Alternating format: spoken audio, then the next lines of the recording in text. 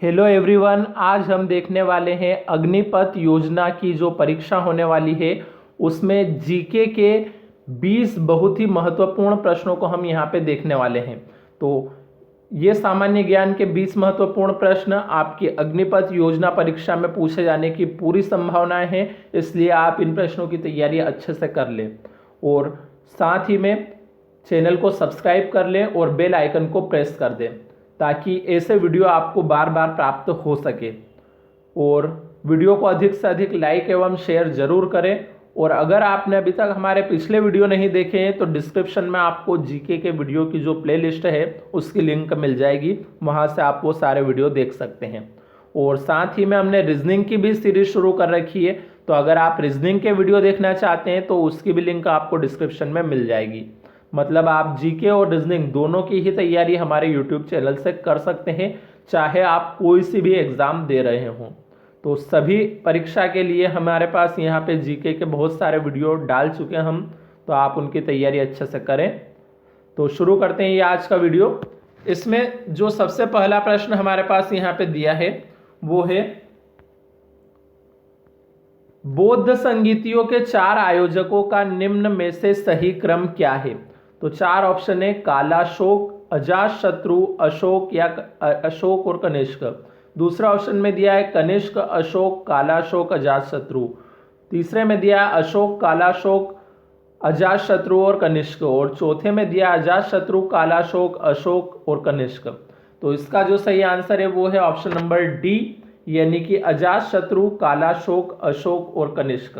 ये इसका सही आंसर है। अगला प्रश्न है, ऋग्वेद में निम्न में से किन 2 जैन तीर्थंकरों का उल्लेख मिलता है। तो 4 ऑप्शन है, ऋषभदेव और अरिष्टनेमि। दूसरा है पार्श्वनाथ और निगंठनाथ पुत। तीसरा दिया है अश्वजीत और संजय वेठलीपुत्र। और चौथा दिया है ऋषभदेव और पार्श्वनाथ। तो इसका सही आंसर है ऑप्शन नंबर ए, यानी कि ऋषभदेव और अरिष्टनेमि। अगला प्रश्न है, निम्न 4 स्थान बुद्ध के जीवन की 4 प्रसिद्ध घटनाओं से जुड़े हुए हैं, इन स्थानों को सही क्रम में विन्यस्त करें। तो बोध गया, कुशीनगर, लुम्बिनी, सारनाथ, इन्हें सही क्रम में विन्यस्त करना है। तो इसका जो सही आंसर है वो है ऑप्शन नंबर ए, यानी कि सबसे पहले नंबर पे आएगा लुम्बिनी, फिर आएगा बोध गया, फिर तीसरे नंबर पे आएगा सारनाथ और चौथे नंबर पे आएगा कुशीनगर। तो इस प्रकार से ये ऑप्शन नंबर ए यहाँ पे सही था। अगला जो प्रश्न है वो है, आधुनिक देवनागरी लिपि का प्राचीन रूप है खरोष्ठी, ब्राह्मी, देवप्री या पाली। तो इसका सही आंसर ऑप्शन नंबर डी, यानी कि पाली है। अगला प्रश्न है, निम्नलिखित में से कौन सा एक प्राचीन महाजनपद यमुना नदी के तट पर स्थित था। तो 4 ऑप्शन है, अंग, अवंती, मत्स्य या वत्स्य। तो इसका सही आंसर है ऑप्शन नंबर डी, यानी कि वत्स। अगला प्रश्न है, निम्न राजाओं पर विचार कीजिए, अजातशत्रु, बिंदुसार, प्रसेनजीत, इनमें से कौन कौन बुद्ध के समकालीन थे। तो 4 ऑप्शन है, केवल 1, 2 और 3, 1 और 3 या 1, 2 और 3। तो इसका सही आंसर है ऑप्शन नंबर सी, यानी कि 1 और 3। तो पहला और तीसरा मतलब अजातशत्रु और प्रसेनजीत, ये दोनों समकालीन थे, किसके, बुद्ध के समकालीन। अगला जो प्रश्न है वो है, मगध के राजा अजातशत्रु का सदैव किस गणराज्य के साथ युद्ध रहा। तो वैशाली, कपिलवस्तु, दोनों के साथ या किसी के साथ नहीं। तो इसका सही आंसर है ऑप्शन नंबर ए, यानी कि वैशाली। अगला प्रश्न है, सिकंदर के हमले के समय उत्तर भारत पर निम्नलिखित राजवंशों में से किस एक का शासन था। नंद, मौर्य, शुंग या कण्व। तो इसका सही आंसर ऑप्शन नंबर ए, यानी कि नंद है। अगला प्रश्न है, झेलम नदी के किनारे प्रसिद्ध वितस्ता का युद्ध किन किन शासकों के बीच लड़ा गया था। तो चंद्रगुप्त मौर्य एवं सेल्यूकस, धनानंद एवं चंद्रगुप्त मौर्य, पोरस एवं सिकंदर, या सिकंदर एवं आम्भी। तो इसका सही आंसर है ऑप्शन नंबर सी, यानी कि पोरस एवं सिकंदर। अगला जो प्रश्न है वो है, सिकंदर भारत को जीते बिना ही यहां से वापस क्यों लौट गया? तो चार ऑप्शन है, भारतीय नरेशों की बहादुरी के कारण, सिकंदर काफी समय से बाहर था, उसके सैनिक लंबे समय से अपने देश से निकले होने के कारण थक गए थे, इस कारण उन्होंने आगे बढ़ने से इनकार कर दिया, और चौथा है, भारत उसे वीराना एवं गरीब लगा। तो इसका जो सही आंसर है वो है ऑप्शन नंबर ए, यानी कि भारतीय नरेशों की बहादुरी के कारण। अगला जो प्रश्न है वो है, भारत में सिकंदर की सफलता का कारण क्या था? तो वह शक्तिशाली था, भारत में कोई केंद्रीय शक्ति नहीं थी, वह अच्छा प्रशासक था, या उसे भारतीय शासकों ने सहायता दी। तो इसका सही आंसर ऑप्शन नंबर बी है, यानी कि भारत में कोई केंद्रीय शक्ति नहीं थी। अगला प्रश्न है,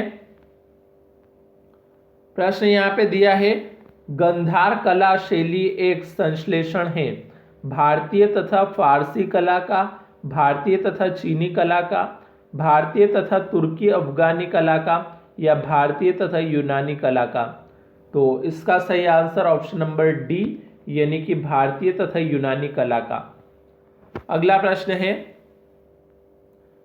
प्रश्न दिया है, नीचे कुछ प्राचीन राज्यों तथा उनकी राजधानियों के युग्म दिए गए हैं, इनमें से कौन से सही सुमेलित नहीं है? तो अंग के साथ चंपा लिखा है, वत्स के साथ साकेत है, पांचाल के साथ कान्यकुब्ज, और मगध के साथ गिरिव्रज। तो इसमें हमें क्या बताना है, कौन से सही सुमेलित नहीं है वो हमें यहाँ पे बताना है। तो चार ऑप्शन में है, एक और दो, दो और तीन, तीन और चार, या एक और चार।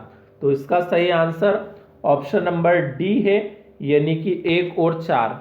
तो ये जो पहला और जो चौथा है ये सही सुमेलित नहीं है, बाकी दूसरा और तीसरा सही सुमेलित है। अगला प्रश्न है, भारत पर आक्रमण करने वाला पहला विदेशी कौन था? तो साइरस, डेरियस प्रथम, अग्रमीज, या जेरेक्सस। तो इसका सही आंसर है ऑप्शन नंबर ए, यानी कि साइरस।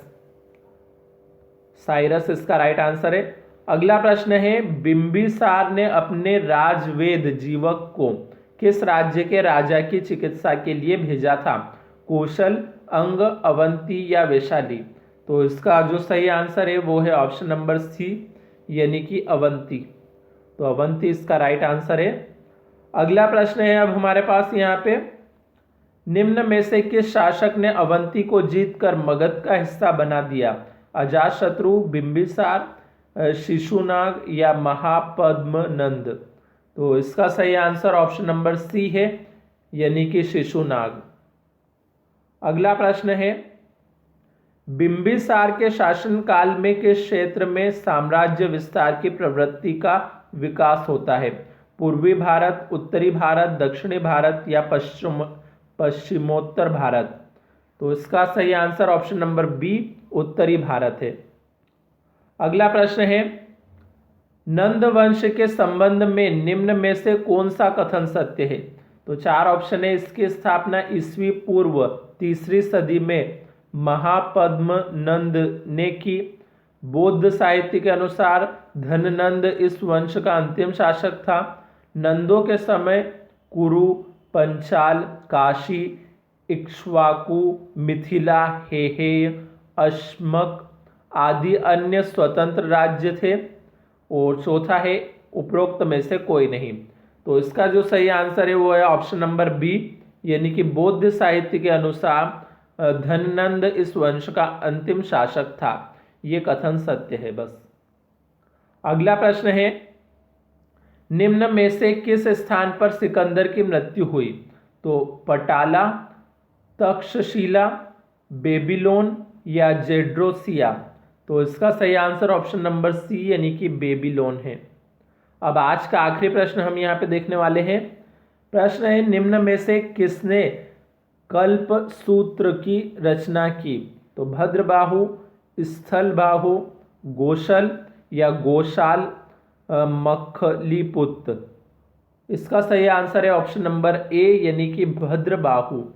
तो इस प्रकार से आज हमने ये सामान्य ज्ञान के 20 प्रश्नों को देखा है जो कि आपकी अग्निवीर योजना की जो भी परीक्षा होने वाली है उसके लिए बहुत ही महत्वपूर्ण है, जिन्हें पूछे जाने की संभावना बहुत ही ज़्यादा है। तो साथ ही में आप दूसरी किसी एग्जाम की तैयारी कर रहे हैं तो भी इन प्रश्नों की तैयारी कर सकते हैं, क्योंकि ये सभी एग्जाम के लिए बहुत ही महत्वपूर्ण है। तो मिलते हैं अब अगले वीडियो में कुछ नए प्रश्नों के साथ, तब तक के लिए धन्यवाद।